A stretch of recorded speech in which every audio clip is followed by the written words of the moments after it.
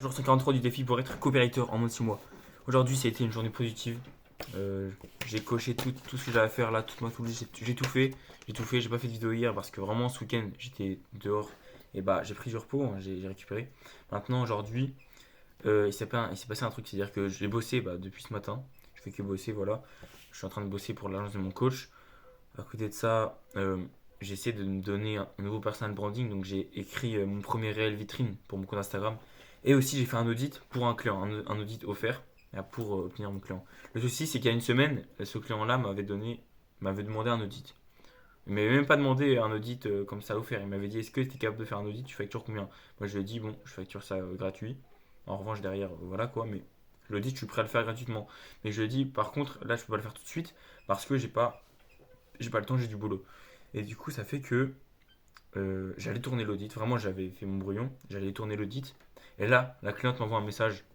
Salut, finalement, je vais tout déléguer à une agence marketing. Je t'envoie ce message pour pas que tu bosses pour rien.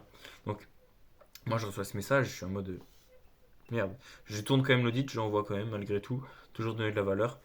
Mais ça montre peut-être qu'en ce moment, mon problème, c'est en fait le professionnalisme. Parce que dans un premier temps, là, mon problème, c'est mon compte Instagram. Il ne reflète pas assez mes compétences. C'est-à-dire que là, je suis vraiment bon en copywriting. J'ai tourné une VSL qui a booké 5 appels de vente pour 25 euros de pub. Vraiment, je suis bon. Mais mon compte Instagram, jusqu'à maintenant, il faisait vraiment pas pro. J'avais des réels tournés à l'arrache, avec des sous-titres à l'arrache et tout, avec des cuts de partout. J'ai supprimé. Il ne me reste que deux carousels sur mon Insta et c'est pour ça que je suis en train de recréer du contenu et des leads magnets pour faire du follow-up. Voilà, en fait, il faut que je gagne en professionnalisme, notamment au niveau ma valeur perçue sur les réseaux. Et mais, ça passe pas que par là, ça passe aussi par les messages. Parce que moi, on m'a conseillé, quand je fais la prospection, quand je parle à des prospects, de mettre des délais de réponse pour montrer que je suis occupé. Avant, je le faisais exprès. Maintenant, je fais plus exprès de faire des délais de réponse. Parce qu'en fait, je parle à tellement de prospects en même temps que ça devient un chronophage anxiogène de toujours répondre aux prospects. Parce que quand on parle à des prospects, c'est pas comme si on parlait à quelqu'un normal. Quand je parle à un prospect, je réfléchis toujours à deux fois avant de dire quelque chose. Donc ça devient limite anxiogène parce que envoyer un message, c'est limite du travail en fait. Du coup, ça fait que j'ai une avalanche de DM sur mon Insta et ça m'arrive de mettre des remis. Et c'est peut-être un problème que j'ai aujourd'hui, c'est que je suis pas assez pro là-dedans au niveau des conversations par message.